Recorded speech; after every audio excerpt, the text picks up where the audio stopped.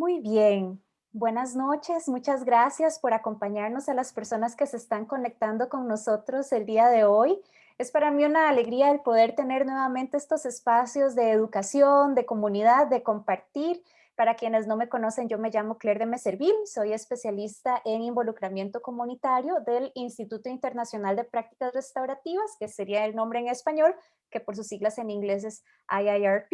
Todos los meses tenemos esta conversación con diferentes líderes, lideresas y organizaciones que pues nos enseñan sobre estos temas de la justicia restaurativa y las prácticas restaurativas. Yo hoy estoy pues muy contenta y muy honrada de poder compartir este espacio con Carlos. Así que para hablar sobre la neurobiología de la justicia restaurativa, lo primero que quisiera hacer es presentarlo. Carlos es un orador e investigador pionero en el campo de las prácticas restaurativas sensibles al cerebro derecho. Carlos cuenta con un posgrado en psicología forense y una especialización en desviaciones de la conducta sexual. Su formación base es en justicia penal con especialización en ofensas juveniles. Carlos es fundador, investigador y entrenador en las prácticas restaurativas sensibles a las dinámicas del cerebro derecho, con énfasis en cultura y disciplina escolar, así como juventud y violencia comunitaria. Antes de pasarle la palabra a Carlos, solo recordar algunas cuestiones de esta herramienta que estamos utilizando. Al ser un seminario web, no es como una reunión de Zoom. Acá ustedes nos pueden ver a nosotros, nos escuchan, sin embargo, las cámaras y audios de ustedes que nos acompañan permanecen apagados. Tenemos dos botones para la interacción. El primero es el botón de chat, donde yo quisiera animarles a que nos pongan, pues, de dónde vienen, ¿verdad? De dónde son y cuál es su nombre, que nos acompañan acá. Aquí estoy saludando a Silvana.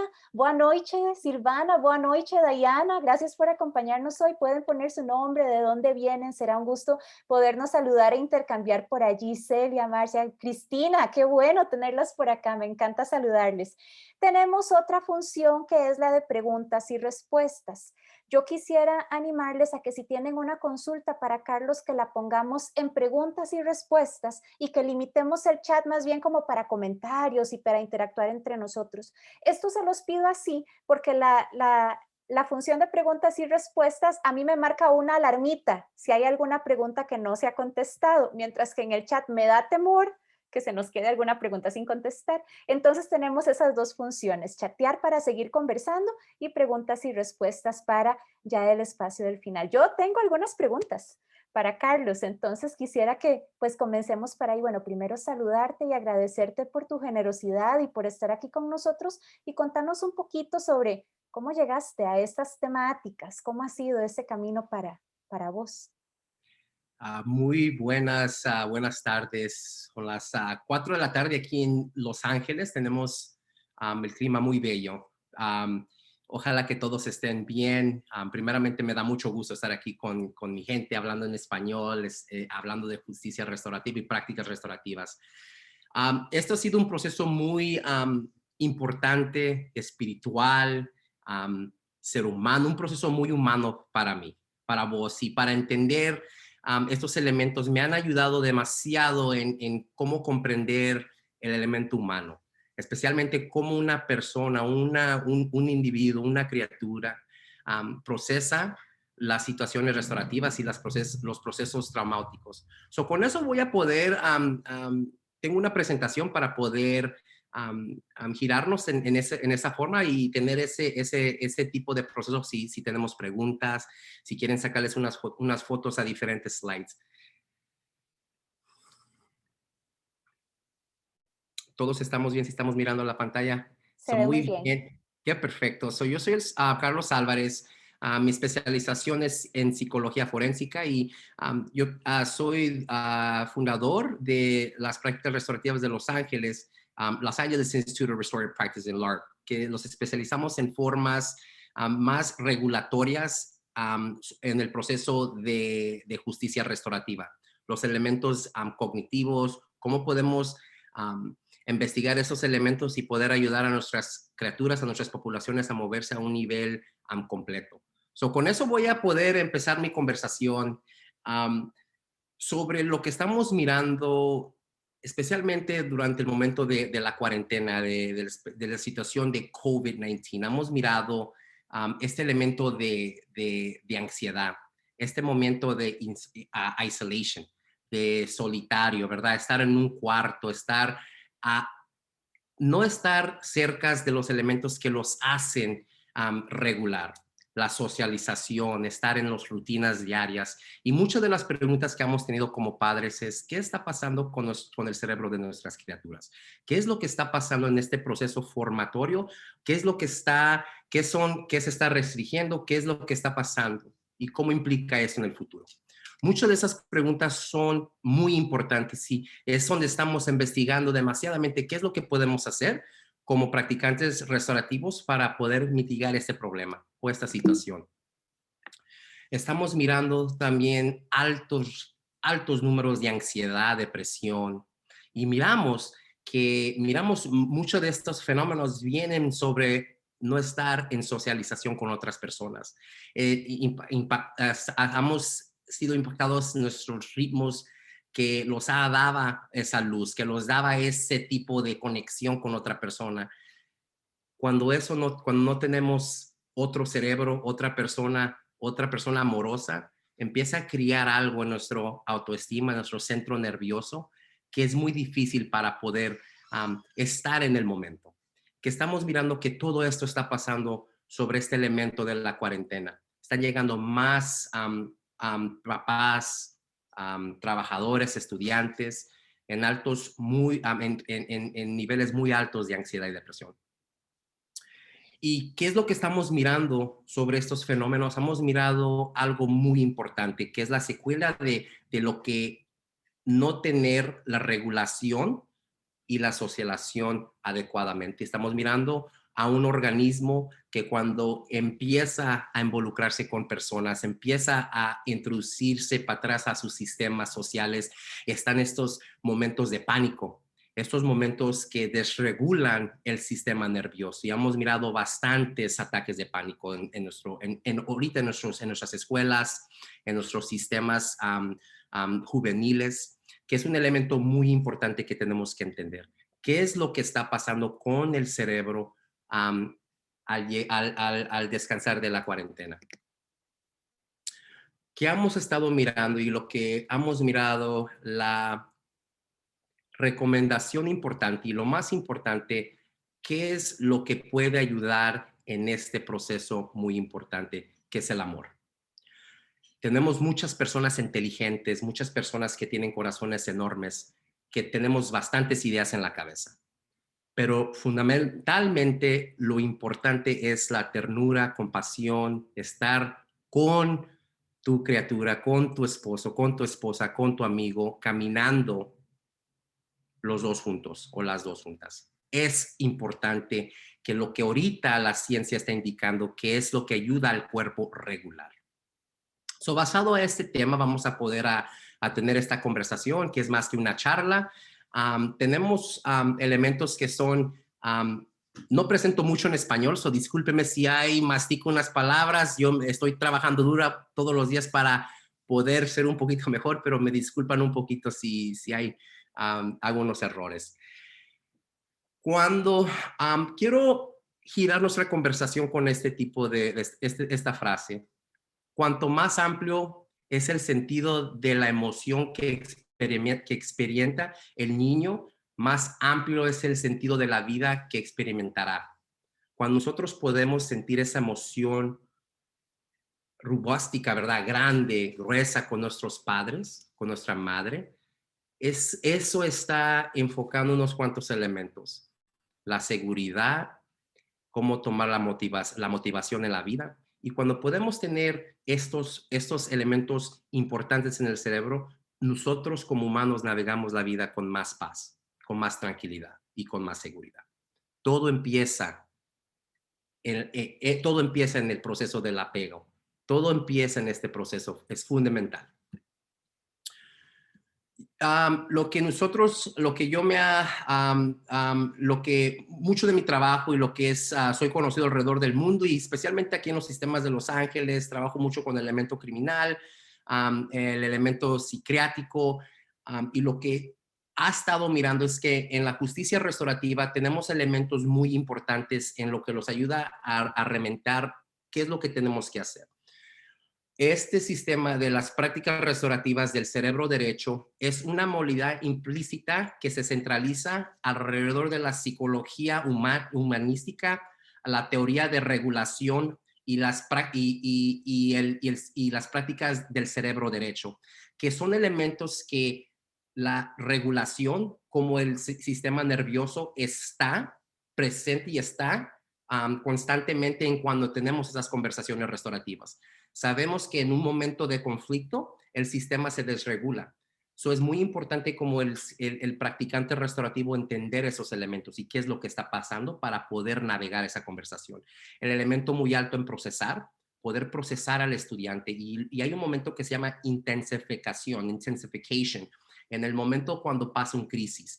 Que un ejemplo, yo les hago mucho coaching a décanos, a principales, y una de las formas es cómo hablan con los estudiantes, ¿verdad? Esa es una forma, en ese elemento les voy a dar un ejemplo, a un estudiante que a lo mejor lo cacharon los papás fumando marihuana en el cuarto. El estudiante en la mente, mi papá me encontró, mi mamá me encontró, ellos piensan que soy un drogadito, ya no me van a confiar, yo no sirvo para nada. Intensifica esa situación. Es muy importante como practicantes restaurativos entender ese fenómeno. Para un papá, ¿verdad? Para la otra persona, como en la teoría de justicia restaurativa, siempre hay más personas involucradas. Esa persona, mi hijo es drogadito, ya no sé qué hacer, yo fallé como padre, no sé, yo no voy a servir para nada. Entender cómo destapar estos elementos negativos es importante para poder darle luz a las intervenciones, a la justicia restaurativa, a las prácticas restaurativas. Hay un elemento muy alto en el cerebro derecho que se llama priming y lo que estamos haciendo, estamos hablando con el estudiante y lo más importante es en una forma dialéctica, cambiándole pensamiento, en cambiándole la conversación y corrigiendo la conversación, que es muy importante en este proceso. Es ayudar a los estudiantes a recapacitar esa habilidad para reconstruir conversación.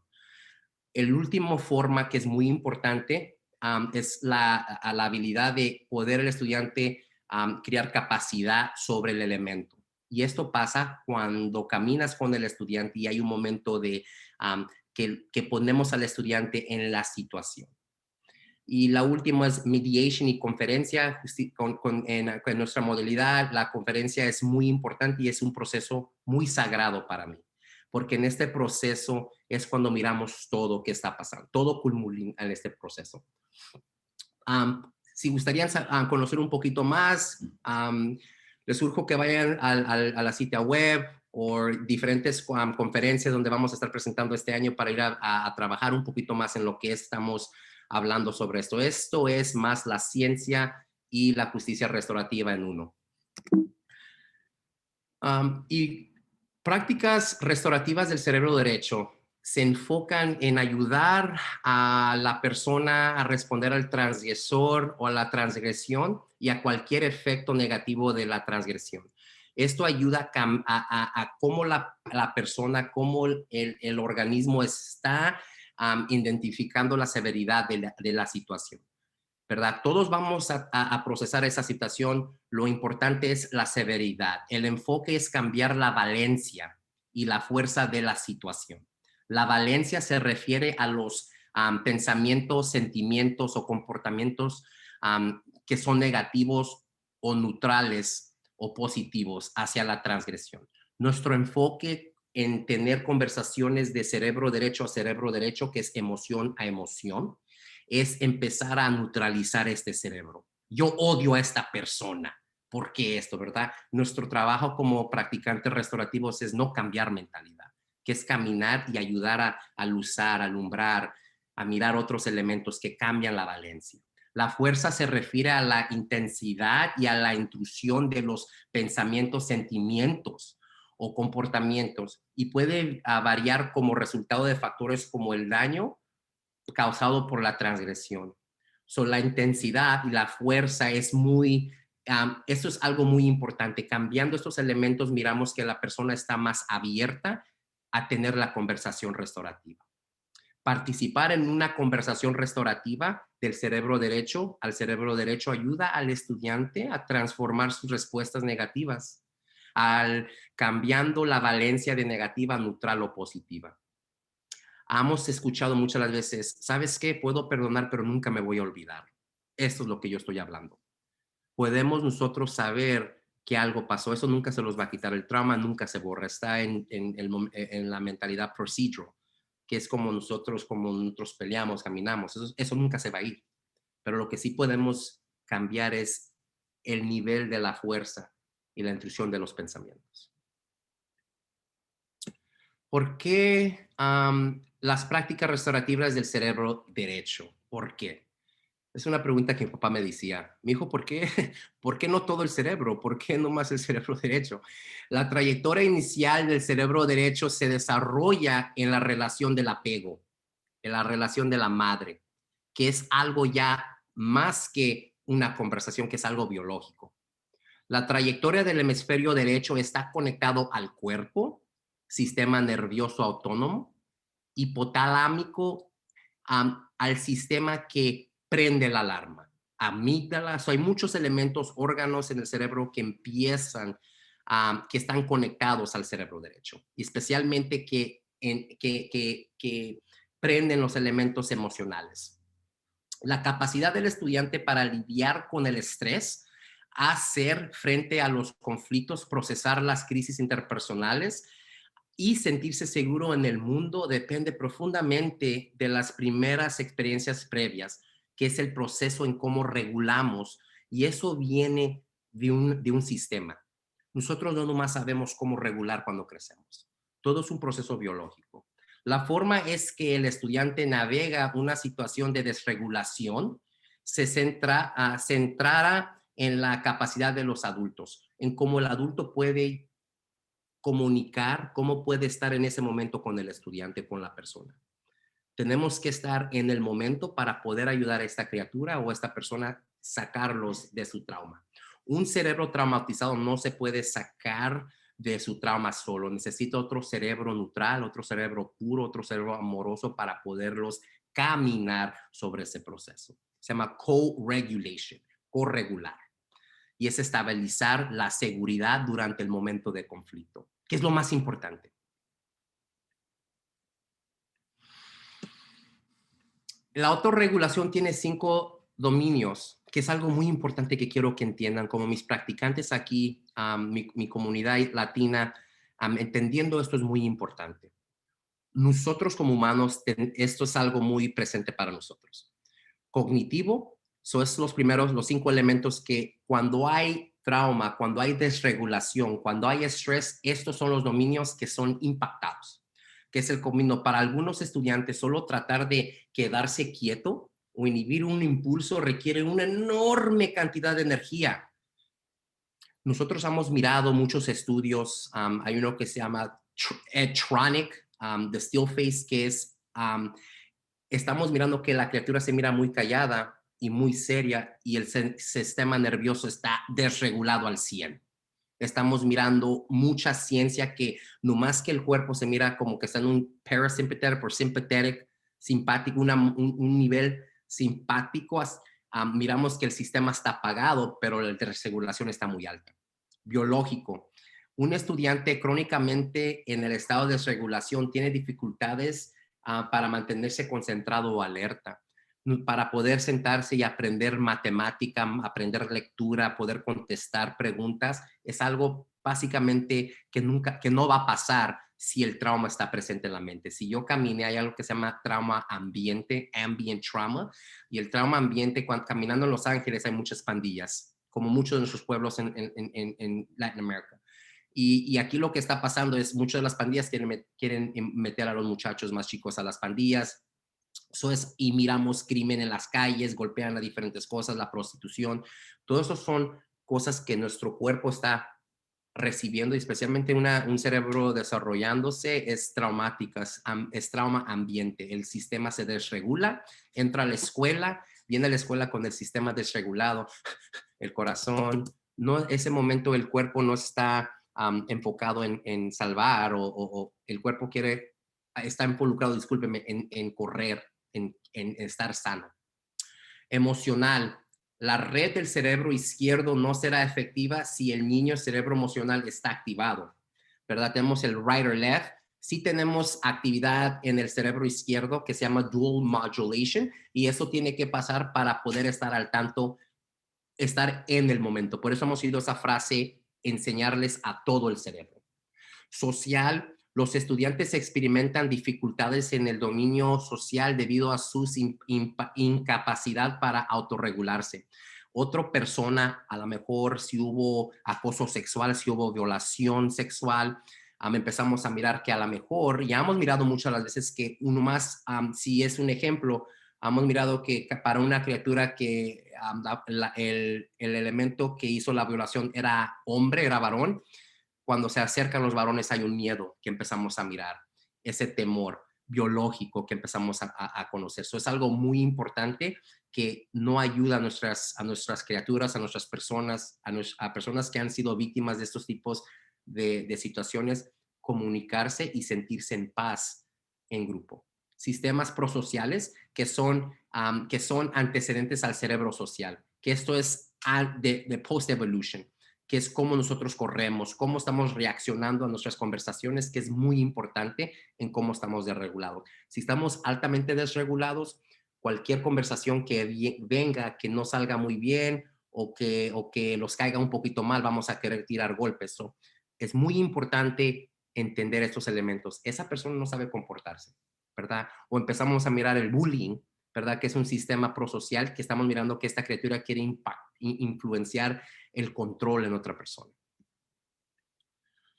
Eso es algo que construí, que los ayuda un poquito más a mi trabajo, entender estos elementos, y especialmente, esto es algo que es muy importante para nosotros. Experiencias precedentes, adversas o positivas, dan forma a la biología del cerebro, ¿ok? Y lo que quiero que miren, especialmente lo que vamos a mirar aquí, son los primeros 1000 días, si miran el cerebro. Los vamos a enfocar en los primeros 1000 días, que son los 240 días que la criatura está en útero, está en el estómago, y viene siendo como los últimos, hasta como el segundo year, post-second year, terminando el segundo año. Lo que estamos mirando ahí es que durante ese periodo tiene que haber compasión, tiene que haber amor, ternura, estar apegado con tu criatura si está llorando, ¿verdad? No ignorar esos llantos, responder. Es algo muy importante que yo empecé a enseñarle a mis comunidades. Yo me acuerdo que mi abuelita les decía a mis tías, no, ¿sabes qué, mi hija? No recojas a los niños muy rápido porque tienen que llorar para que se les formen los pulmones. Y yo de chiquito, yo miraba a mi mamá y mi mamá, no, recojan al niño. Yo miraba que el niño lloraba y mis tías a veces dejaban a los niños que, lloraran un poquito para desarrollarse.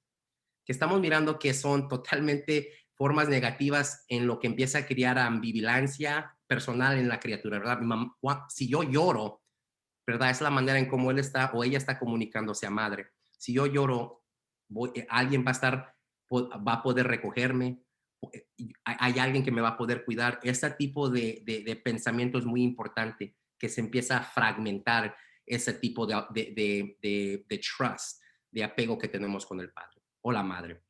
Lo que miramos si no hay estos elementos, si hay un insulto durante esos 240 días, y lo que yo digo un insulto, si hubo droga, si hubo abuso doméstico, abuso sexual, trauma, si pasamos hambres, ¿verdad? Diferentes elementos van a impactar la forma en cómo nosotros vamos a poder regular. Hay 3 diferentes situaciones que hemos estado mirando que se llaman state regulation, y son cosas que, y como nosotros como décanos o como principales o como psicólogos, mirar el sistema, ¿verdad? Si cuando invitamos a los papás o cuando miramos que tienen niños chiquitos, cómo están reaccionando y cómo se están comportando, cómo es la relación, que nos va a dar un poquito más entendimiento en lo que está pasando con los otros hijos. Si este proceso no está alto en ternura, compasión y ese apego de mamá, contamina drásticamente en la forma como nosotros desregulamos, cómo nosotros explotamos, ¿verdad? Hemos mirado muchas veces que nuestros comportamientos a veces son muy explosivos de niños. Miramos que a lo mejor son tóxicos, relaciones tóxicas en la adolescencia, que los empezamos a juntarnos en diferentes relaciones, brincamos en diferentes relaciones. Y también está este elemento está pegado, está atachado al sistema en cómo nosotros um, los ponemos contentos. Cómo nosotros estamos en la forma de joy, de esa forma donde cuando nuestro cerebro está en paz. Y últimamente, cómo nosotros podemos entender las consecuencias. Todo esto es siempre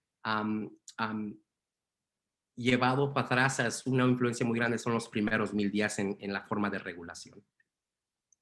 El cerebro adolescente es un órgano histórico y media todas las funciones emocionales, cognitivas, conductuales, sociales y fisiológicas. El cerebro es muy importante entender, especialmente en esta edad. Estamos moviéndonos de una edad concreta, con el cerebro es muy concreto, por eso es muy fácil con una mamá le compra zapatos a los niños, tú te vas a poner esta camisetita, voy a escoger todo esto, yo te voy a peinar tu pelo como tú, como yo. Empieza la mente a cambiarse a abstractica, donde yo voy a empezar a preguntar, ¿por qué, mamá? ¿Por qué voy a tener que yo ir a la iglesia todos los días? ¿Por qué yo tengo que escuchar eso? ¿Por qué esos valores? Miramos al cerebro que cambia. Durante este momento se llama un momento motorio, que es psychological moratorio psicológica, y empieza como de los 9 para muchachas, como de 9 para nuestros muchachos, estamos mirando como de 12, 14 años, donde hay una reorganización del cerebro. ¿Ok? Y esa reorganización viene otra vez diferentes elementos. Si hubo trauma, ese trauma de los primeros días, si hubo trauma ahí, ya hay un córtex, un córtico muy flaco, muy delgado.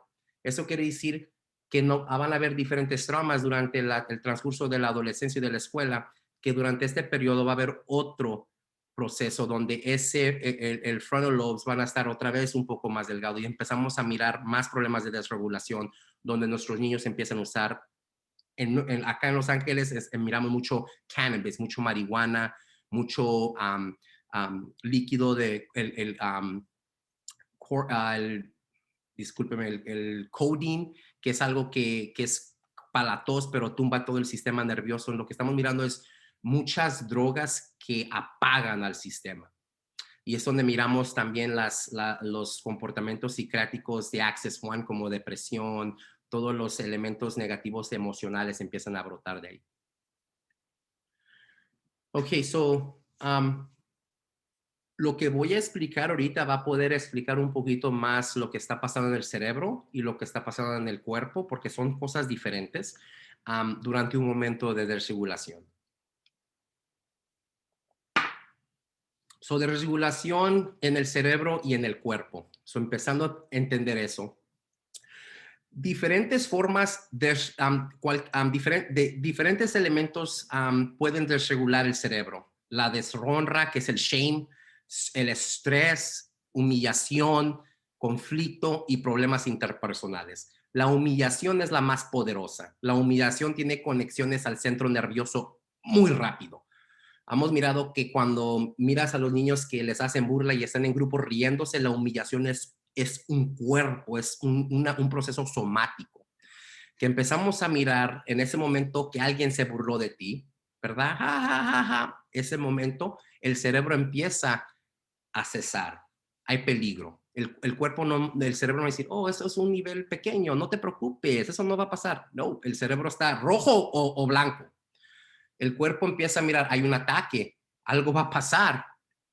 Empezamos a mirar diferentes formas y diferentes elementos, organismos empiezan a pasar. Los órganos sensoriales perciben un peligro, algo está pasando. Y empezamos a mirar una activación del centro nervioso, activación de estrés, respuesta de HPA. Empezamos a mirar la activación del el hipófisis anterior, que suelta demasiada, que libera la cortisol Y vamos ahorita con la ciencia lo que estamos mirando que el cortisol está matando células, cellular damage, ¿verdad? En las conexiones de dendrites, como empezamos a crear diferentes memorias, el cortisol es un veneno para eso.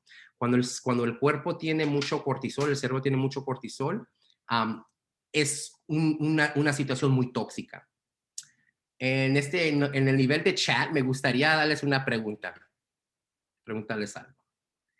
A ver si se animan a contestarles. Um, ¿Cómo es la manera en que el cuerpo descarga el cortisol? Porque eso tiene que pasar. ¿Cómo es? Si sabemos cuáles son las formas en cómo el cuerpo suelta la cortisol.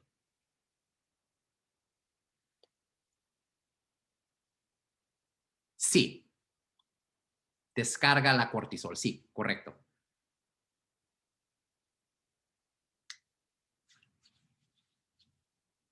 No tengan vergüenza, todo es correcto, vamos a todos aprender. Les vamos a dar unas cuantas. Con la ira, menciona uno de los compañeros. Con la ira. ¿Se me puede ayudar a entender qué es ira? Ira, rage. Bien, ok. Ira, respirando profundamente, El el enojo. enojo, ajá. Ok, son formas que estamos mirando que pasa. Estas son cosas emocionales y físicas, ¿verdad? Pero el cuerpo está descargando el cortisol, ¿verdad? Y lo que empieza a pasar, las lágrimas. Cuando nosotros empezamos a llorar, miramos que el cortisol está alto en cortisol. Miramos que en la saliva, ¿verdad? Por eso miramos en los babies, en los bebés que están con el drooling, es como ellos están descargando el cortisol. También orinando es otra forma en cómo nosotros soltamos la cortisol y sudando. Por eso acá en los Estados Unidos, si nosotros a una persona que cometió un crimen, hay un proceso que si él o ella quiere ir al baño y nosotros no lo dejamos ir al baño, eso contamina el proceso en lo que puede pasar en la corte, porque eso ya la mentalidad está coerced. Muy importante entender estas formas. Por eso cuando ustedes se dan una buena llorada, se sienten un poquito mejor o cuando vamos al gimnasio, que son cosas muy importantes que están pasando. Interesante eso que nos estás comentando, porque varios de los compañeros aquí en el chat decimos cómo descargamos el cortisol y mencionamos, bueno, con la violencia verbal y física, con emociones, manifestando alteraciones del sueño, inflamación sin causa médica, por ejemplo, pero cuando nos vas comentando, bueno, es a través del sudor, es a través de las lágrimas, de pronto ya decimos, bueno, es más fisiológico, ¿verdad? Esa parte más automática que también yo me pregunto si será diferente en diferentes personas. Mónica nos menciona en el chat también a través de la risa. Hay personas que en una situación de hipervigilancia, más bien reírse es una forma de tratar de regularse. Y es lo que estamos mirando ahorita en la forma de la risa. Muchas gracias por identificar eso, que estamos mirando, hemos mirado que niños, ¿verdad? O cuando se están comportando, que hacen algo y se ríen. Y ¿por qué se está riendo? Es un psicópata. Eso está conectado al cerebro derecho, que es un misfire, que está soltando esa descarga. Muy bien entender eso. Ok, muy bien.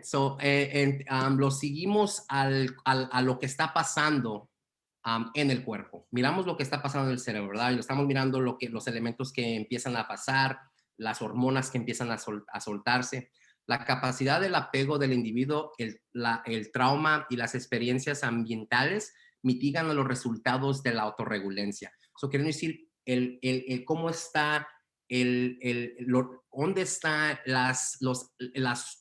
los procesos donde estos elementos están pasando, están neutrales o están altos en trauma. Un ejemplo para poderles decir, si la escuela está alta en pandillas y violencia, eso va a influenciar drásticamente en cómo una persona que no está involucrada en pandillas o en violencia, cómo va a sentir su seguridad. El clima es muy importante y la cultura de la institución o de la escuela, muy importante en cómo mitigan ese proceso. Empezamos a mirar dos tipos de descargas, que es la primera es un aumento de la hiperactividad simpática, estamos ahorita mirando que más de la ciencia, que más varones están llegando a este nivel de descarga, de desregulación, que estamos mirando en formas más explosivas, que golpean paredes, que están cosas más rage, el desregulado, rabia, violencia, miedo, pánico es lo que empieza a pasar en esa forma. Lucha de vuelo, empezamos a mirar que quiere correr o quiere pelear o hay una fragmentación explosiva.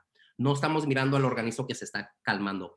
Unos practicantes aquí que han trabajado con estudiantes, especialmente en las escuelas, que han mirado cuando se pelean, hemos mirado unos estudiantes que brincan y están golpeando la pared y, you know what, tráemelo, tráemelo. Y miramos otros que están.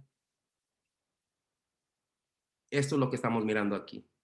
La actividad hiperactividad simpática es la actividad cuando el organismo está corriendo. Y quiero que se den a pensar, es como el gas y la breca. Gas y breca.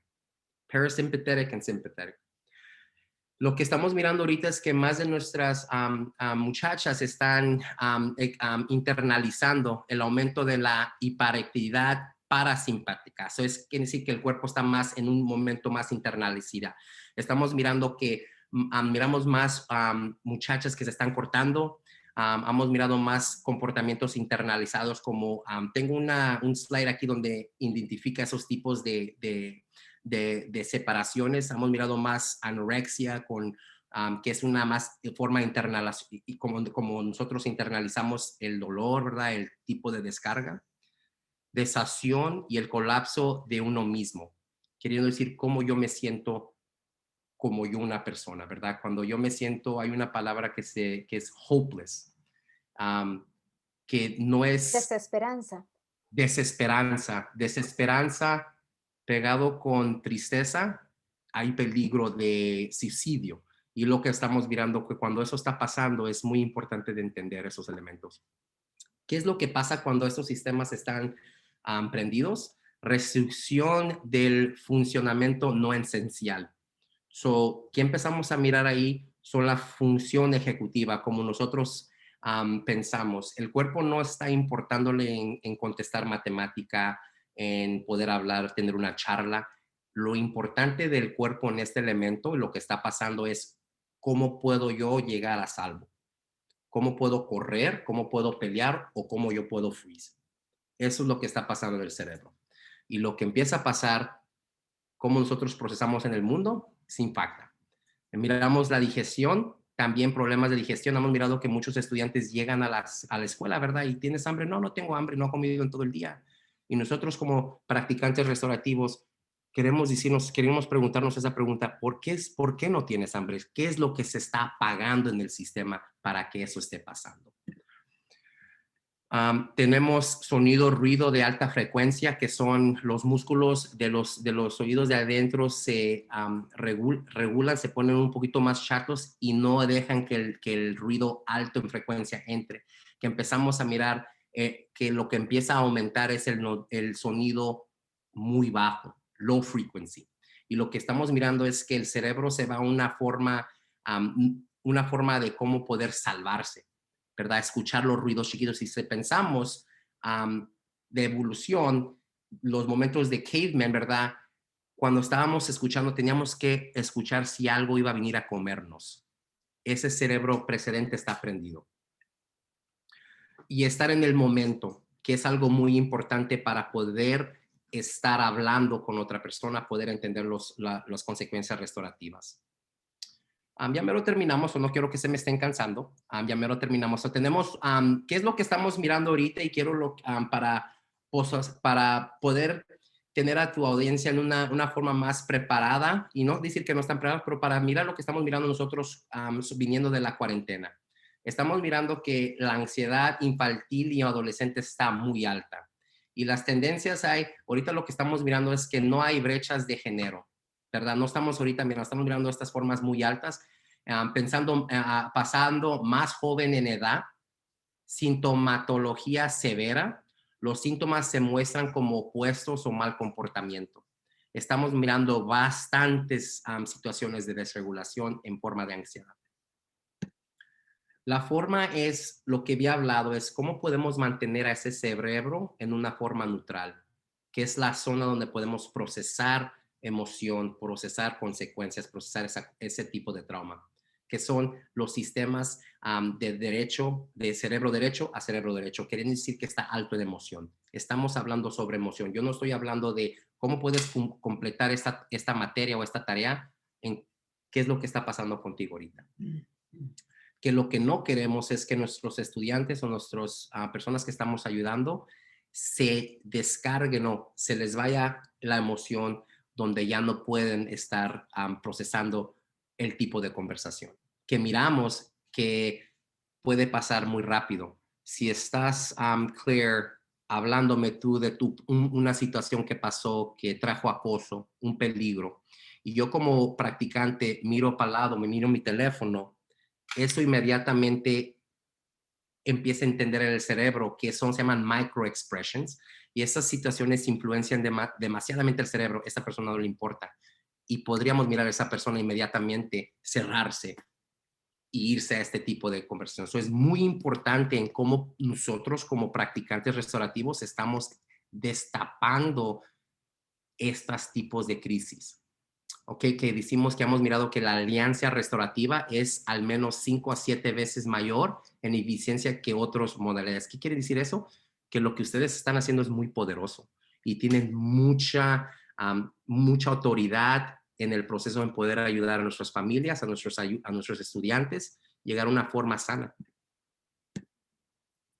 Y los vamos a terminar con esta de aquí, esta slide, que es, estamos identificando las diferencias en tasas entre géneros. Ya hemos mirado, y nomás quise poner esas diferentes cositas que en formas de externalización y internalización, que hemos mirado que sobre, acá en los Estados Unidos, mucho de la ciencia, el spectrum, Autism Spectrum Disorder, hemos mirado más en hombres, en varones, que es como el 80%, 20% mujeres. Esquizofrenia de inicio temprano es una desorden más para que estamos mirando más con los varones, que es 80% en hombres, 20% en mujeres. ADHD, estamos mirando más hombres, ¿verdad? Que es 58%, 42%. Y trastornos depresivos mayores, que empezamos a mirar que las cosas cambian, que ya es una tipo de desorden más internalizada, que miramos que 33 de los hombres y 67% es más un desorden más para mujer. Y la anorexia nerviosa, que es 7 a 93, fundamentalmente es más, han mirado más mujeres en ese tipo de situaciones. Sexo masculino y psicopatologías específicas. Holden los trajo mucho entendimiento sobre esto lo que está pasando. Los hombres son más propensos a expresar infelicidad a través de una vía externalización de lo que hemos estado hablando, del comportamiento físico, de incluir el consumo de alcohol, el abuso, las drogas, la violencia. Hemos mirado que más hombres están adictos a droga, hay más tipos de esos, más cometen crimen. Y lo que hemos mirado en la ciencia más en infantil es que los bebés, los cerebros varones están más sensibles, más vulnerables, necesitan un poquito más de atención, que hemos mirado diferentes formas de regulación. Hay un estudio que miramos en el principio de cuando pasó las bombas de Hiroshima, que miramos que hubo un cambio ahí en cómo estaban procesando las emociones y miramos que los varones estaban todavía manteniendo mucho de ese trauma y que estaban todavía muy altas en desregulación. Y ahí es cuando empezamos a investigar que hay gender differences, hay diferencias de géneros. Y con eso los dejo, mi linda gente. Espero que no se hagan cansados. Hablé mucho y traje muchos conceptos que pueden ser muy difíciles para entender, pero yo sé que tenemos el corazón para poder hablar con el cerebro y poder entender todo esto. Muchísimas gracias y podríamos tener preguntas, Claire. Sí, claro que sí, no, más bien agradecerte, Carlos, y agradecerte también. Yo soy consciente de que presentar todo esto en un idioma que no es tu idioma materno es un gran esfuerzo y sin embargo lo recibimos pues con gran amor, cariño y gratitud. A- a- Yo misma tengo muchas preguntas. Lo que me gustaría es tal vez presentártelas en racimos. Me gustaría presentarte las que tenemos a este momento, escucharte y luego creo que sí nos da tiempo de hacer una segunda tanda de otras preguntas que surjan mientras vamos escuchando esta primera respuesta. Tal vez a modo de resumen, algo que me resuena mucho con esto que nos expones es esto de las 3 R's, ¿verdad? Que lo he visto en diferentes espacios y que menciona Bruce Perry, este orden de regular, relacionar, razonar. En lugar de tener esta expectativa de que podemos razonar con alguien que está, como nos decís, desregulado o hipervigilante o en esa situación de trauma. ¿Cómo primero regular? ¿Cómo conectar eso que nos decías de cerebro a cerebro? ¿Cómo relacionar? Y solo hasta entonces ya podemos hablar de razonar. Antes no, no es realista. Entre las consultas que tenemos, bueno, Paola nos está consultando, hay algunas preguntas que ella nos comparte. Una es que si puede ser que la necesidad de ir al baño, o sea, ir a dar del cuerpo, al orinar, se le restringe a la persona, si no será que hay un nivel de estrés que provoca esa estimulación a nivel de esfínteres, ¿verdad? Está esa primera pregunta. Y dentro de esa pregunta hay otra, ¿se podría aclarar a qué te referís con el tema de que no hay brechas de género? Pero también nos comentás que, en tu opinión, ¿a qué atribuís que sean más las mujeres que muestran conductas internalizantes y que sean más los hombres que muestren conductas externalizantes? Y con eso cierro este primer racimo de preguntas. Si se han realizado estudios pre y post intervención en prácticas restaurativas con respecto, por ejemplo, a las mediciones de cortisol. Sé que son bastantes, pero te escuchamos y luego te presento en bandeja otras cuantas. Sí, y primeramente la ciencia, que muchas de las investigaciones que están hablando sobre las diferencias sobre géneros, va a haber una conferencia, hubo una conferencia unos cuantos años que se llamaba Boys at Risk, y el doctor Alan Shore, que es un investigador enorme sobre la regulación, si podrían mirar su trabajo, y él es investigador en UCLA. Donde hemos mirado mucho de esos diferentes, y estos son números sobre ciencias y son números sobre estudios controlados que hemos mirado. En mi experiencia profesional, donde yo he trabajado con escuelas y distritos, especialmente en formas, en escuelas forensicas, hemos mirado en esto, da algo de conversación en los comportamientos más explosivos, pero ahorita estamos mirando un fenómeno que está cambiando, donde estamos mirando que, aunque sean en mi escuela, en nuestras escuelas, miramos que más muchachas están involucrando en comportamientos externalizados, y estamos mirando que es influenciado sobre el clima y la cultura de la escuela.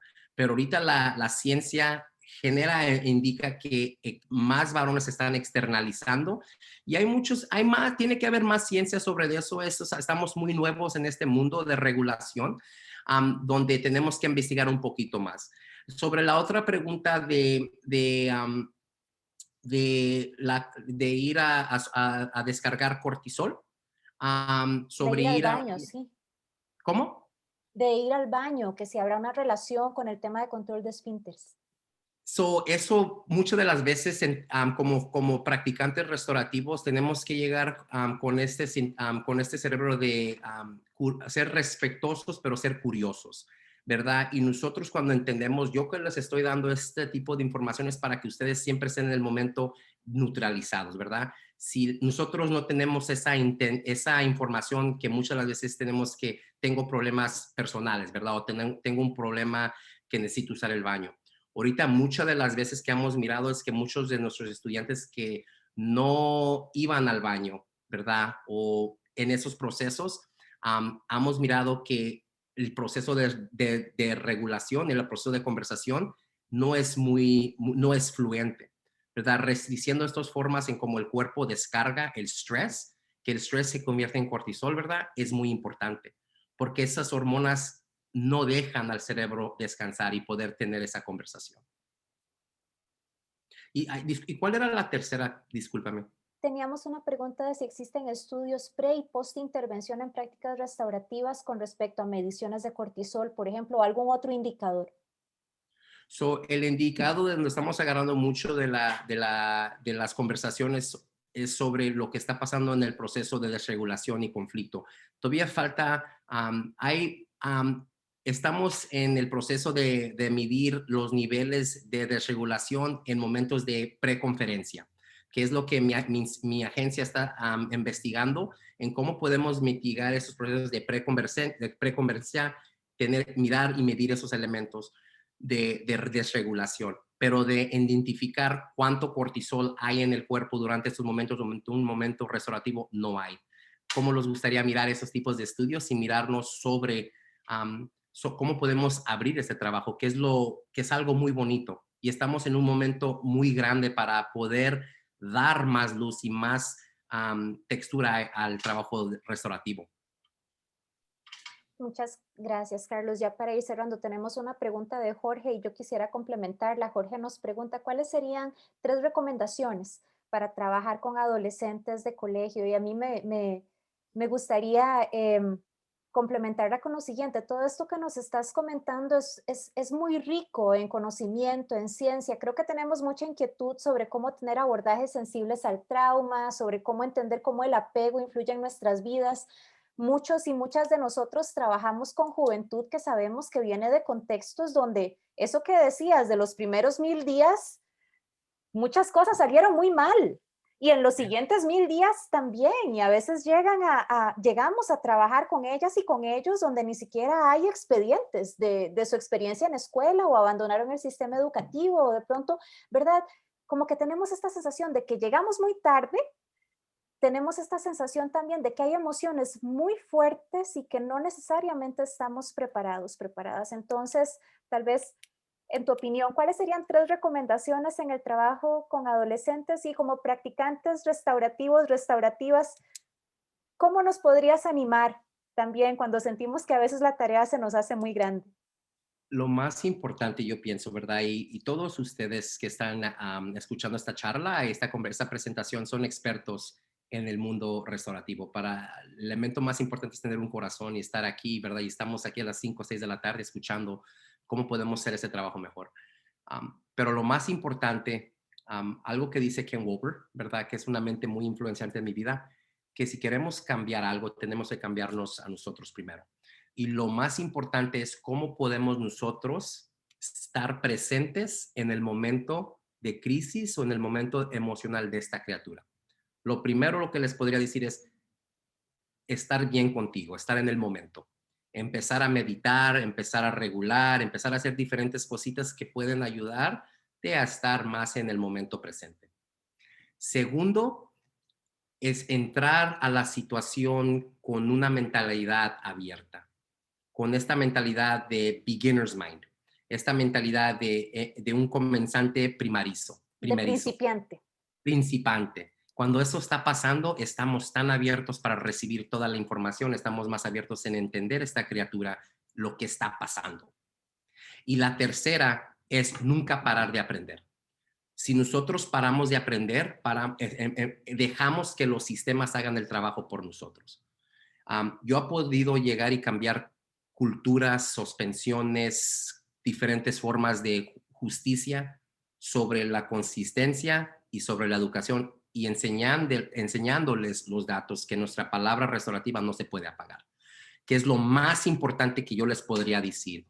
Como todos que están aquí ahorita, ¿qué es lo que pueden hacer ustedes en su trabajo ahorita que pueda ayudar a ese trabajo a subir? Hay mucha riqueza, hay mucha inteligencia en nuestra comunidad. Es saber cómo cultivar eso es lo importante. Y lo demás va a caer. Muchas gracias, Carlos. Tenemos algunos comentarios en el chat felicitándote, que una excelente presentación, excelente reflexión. Muchas gracias. Nos comenta Ingrid, muchas gracias por responder a las inquietudes, por esta conferencia tan enriquecedora. Me encantó el abordaje humano y vivencial que transmite Carlos, además del sustento neurocientífico que me parece esencial para hacer crecer las prácticas restaurativas. Gracias, Paola. Y otras personas también que expresan su agradecimiento. Para las personas que estén viendo esta presentación, sea por el canal de YouTube o quizás nada más la están escuchando en formato de podcast, en la descripción van a encontrar los enlaces a los diferentes diferentes materiales que estamos compartiendo. Quisiera, antes de que cerremos esta sesión, recordarles que estos son espacios que tenemos pues para continuar fortaleciendo nuestra comunidad. Somos una comunidad de comunidades y en la medida en la que compartimos conocimiento, seguimos creciendo todas y todos juntos. Dentro de un mes tendremos el webinar en el que nos va a presentar la psicóloga Ingrid Naranjo Ugarte, quien también nos está acompañando el día de hoy. Así que hola Ingrid, y vamos a hablar sobre el tema de cultura de paz en organizaciones. Yo creo que va a ser una linda oportunidad para que podamos compartir, especialmente en estos espacios donde en relación con la pandemia, pero también previo a la pandemia experimentamos pues tanto burnout, tanto desgaste también, esas cuestiones de, bueno, el autocuido, pero cómo funciona el autocuido si no hay un cuido colectivo y cómo construir cultura de paz en los ambientes de trabajo. Así que viernes 23 de julio a las 4 de la tarde, hora Centroamérica, aquí nos vemos nuevamente. Y pues reiterar aquí algunas de los comentarios que están antes de cerrar. Emerson nos comenta que aquí en Brasil las escuelas también han pasado por grandes problemas sociales que han sido intensificados con la pandemia y entre tanto hemos buscado trabajo restaurativo en red para pensar en esas escuchas calificadas, en ese acoger. Así que felicitaciones por las reflexiones. Y bueno, recordarles que también el enlace al podcast lo van a recibir en el transcurso del día de mañana vía correo electrónico y para lo que necesiten estamos en contacto. Gracias nuevamente, Carlos. ¿Algunas palabras con las que quisieras despedirnos? Wow, muchas gracias. Es algo que me siento am, am, como practicante, como investigador. Mucho de mi trabajo siempre he hecho en presentar en los Estados Unidos y estar en esos tipos de formas, hablar en universidades. Pero cuando yo vengo a mi comunidad latina, me siento como que yo estoy en mi casa. Me siento que yo estoy con mi gente que confía en mí. Muchísimas gracias y que Dios me los cuide a todos. Y aquí tienen a su amigo. Cualquier cosita, cualquier pregunta, um, estoy aquí para servirles. Muchas gracias y no se me vayan a dormir muy tarde, tómenme agua y acuérdense que ustedes son maravillosos y tienen toda la herramienta dentro de su corazón para poder hacer este trabajo pasar. Muchas gracias, Carlos. Empezar por regularnos nosotros, estar bien regulados nosotros para poder hacer esa conexión. Muy bien. Que tengan una feliz noche. Gracias por acompañarnos. Hasta luego.